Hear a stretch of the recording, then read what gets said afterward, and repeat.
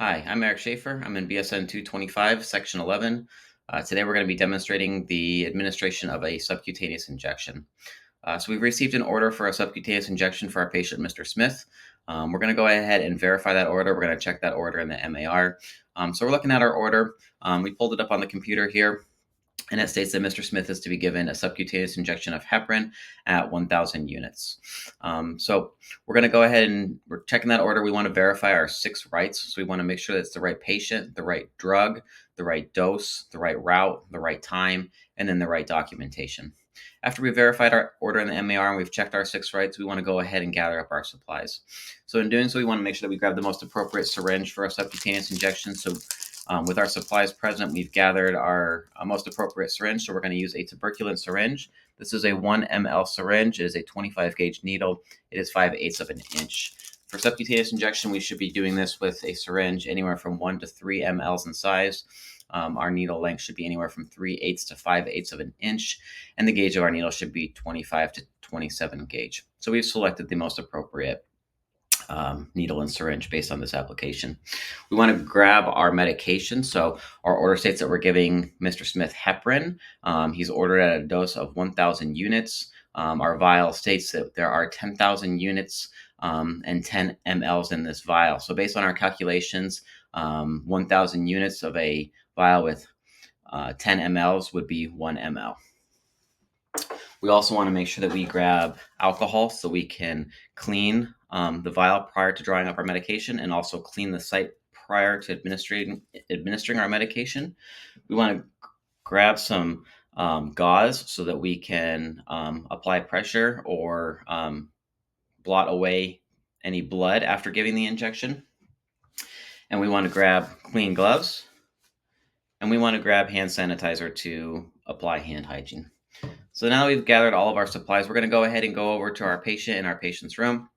We're going to knock on the door. We're going to introduce ourselves. Hi, Mr. Smith. I'm Eric. I'm your nurse. I have an order to give you some heparin today. Is it okay if I come in? So our patient has given us permission to come in the room. We're going to go ahead and enter. We're going to go ahead and close the door behind us to provide privacy. Once we've entered our patient's room, we want to identify our patient. So we want to check 2 identifiers. So we're checking the patient's name and date of birth. So we're going to ask Mr. Smith, Mr. Smith, can you state your full name and date of birth for me? While he's stating this to us, we want to look at his armband and we want to verify that information is correct. After we've verified our patient, we want to ask our patient if he has any allergies. So Mr. Smith, do you have any allergies to any medication, food, seasonal, or any other type of allergies I should know about? The patient has stated that he has no allergies, so we are okay to proceed. After this, we want to explain to the patient what we are there for, what we're doing, and describe the medication and provide education. So, Mr. Smith, today we're going to be giving you some heparin. The heparin has been ordered by your doctor. This medication is given to prevent harmful blood clots in your system. It is an anticoagulant medication. When we give this medication and I give the injection, it may cause some burning and stinging with the injection. So we just want to make sure that we inform the patient of that and that it will go away shortly. As well, this medication does have some side effects. So side effects of this medication are going to be some burning or itching at the injection site. Could be some redness, could be some bruising, bleeding after the injection. As well, this medication does have some adverse effects. So very important to point these out to the patient and for them to inform us or the doctor immediately if they notice any of these. Symptoms of adverse reaction are going to be excessive bleeding of the gums, can be some difficulty breathing, can be some swelling of the hands and face. So again, we're looking for some of that signs of allergic reaction, anaphylaxis. After this, we're going to ask our patient if he has any questions. So Mr. Smith, do you have any questions? If he has no questions, then we're going to go ahead and proceed. So we're going to go ahead and move on to drawing up our heparin. So at this point, we're going to go ahead and apply hand hygiene.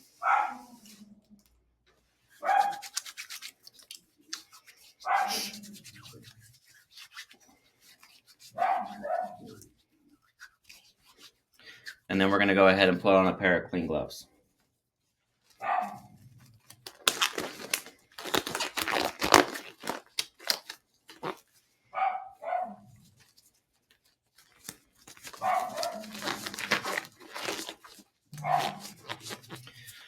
We're going to go ahead and draw up our medication. So again, at this point, we want to pull up our MAR. We want to verify the order. So I'm looking at our order, and our order states that Mr. Smith is going to be getting a dose of 1,000 units of heparin. So this is a 1 milliliter dose. We want to grab our vial. If we have a top on it, we're going to go ahead and remove our top. We want to verify our label and the dose. We want to make sure we check the expiration date on the vial. We're then going to clean the vial with alcohol. So we're going to scrub the top with alcohol.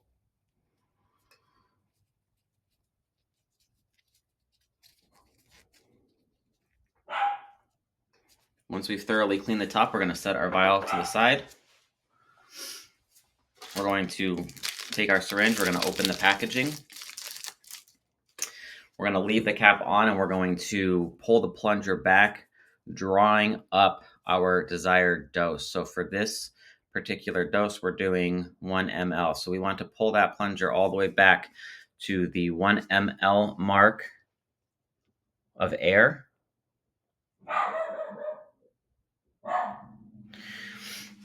We're then going to remove the cap, and we're going to insert the needle into our vial, and we're going to expel the air into the vial. We're then going to invert our vial, and we want to pull back on the plunger, withdrawing the desired dose of medication to the 1 ml mark. Stabilizing the syringe in the vial, we want to flick any air bubbles to the top and remove those air bubbles and remove our needle. And so here we are at 1 ml of the desired medication. Once we have our medication, if we were at the nursing station, we would make sure that we labeled this medication with the patient's name, the drug, the dose, the date that it was drawn up, the time it was drawn up, and then I would initial it with my initial saying that I was the RN that drew it. However, we're at the bedside, so we don't need to do that. At this point, we want to select the most appropriate site for giving a subcutaneous injection. So we're going to check the abdomen first. So we'll ask the patient if we can go ahead and inspect his abdomen. We'll pull up his gown, visually inspect the abdomen. We want to note any areas of bruising or lesions or bleeding that is present. We want to avoid these areas. And we systematically, if this patient is getting routine subcutaneous injections, we want to systematically rotate our injection sites. So we would probably check previous notes in the patient's EHR to see previous sites that injections were given so that we could rotate those sites if we were unfamiliar with the patient. So we've selected our appropriate site. We're looking on the abdomen approximately 2 inches away from the umbilicus to the left, to the right. So we've selected a site to the right of the umbilicus. We're going to go ahead and clean that site. So we want to use alcohol to clean. We want to do this from the inside, working our way out. We want to clean approximately 2 inches in diameter.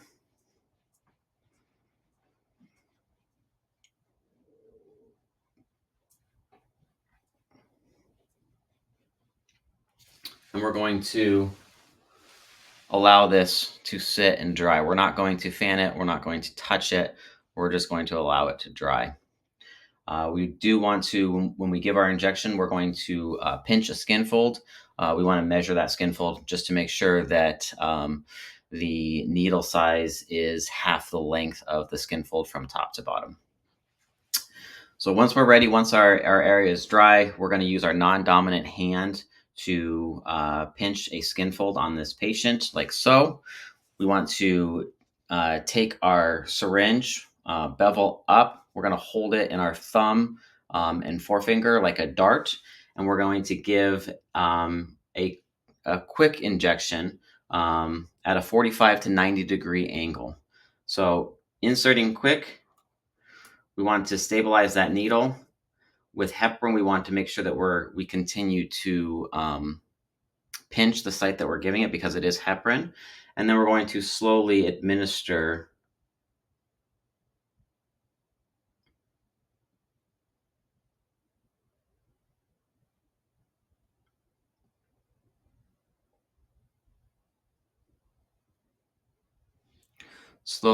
our medication. After we've administered our medication, we want to remove our needle slowly. We want to avoid any trauma to the skin when we're pulling it out. We're going to engage our safety device, since this needle does have a safety device, and we're going to immediately dispose of our needle into our sharps container. We will take a piece of gauze, and we will, because this is heparin, we want to hold pressure for 30 to 60 seconds. We're going to avoid massaging the site.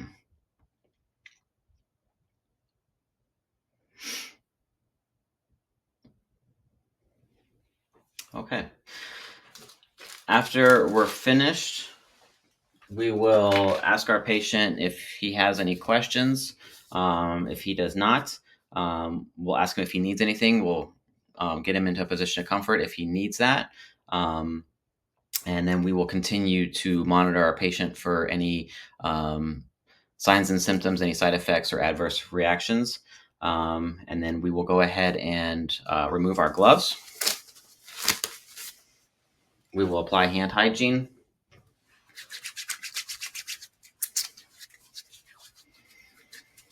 We will grab our medication and take it out of the room with us. We will go ahead and excuse ourselves from the room unless our patient needs anything else. Make sure the call light is in reach of the patient. We'll close the door behind us for privacy, and we'll go ahead and document our procedure.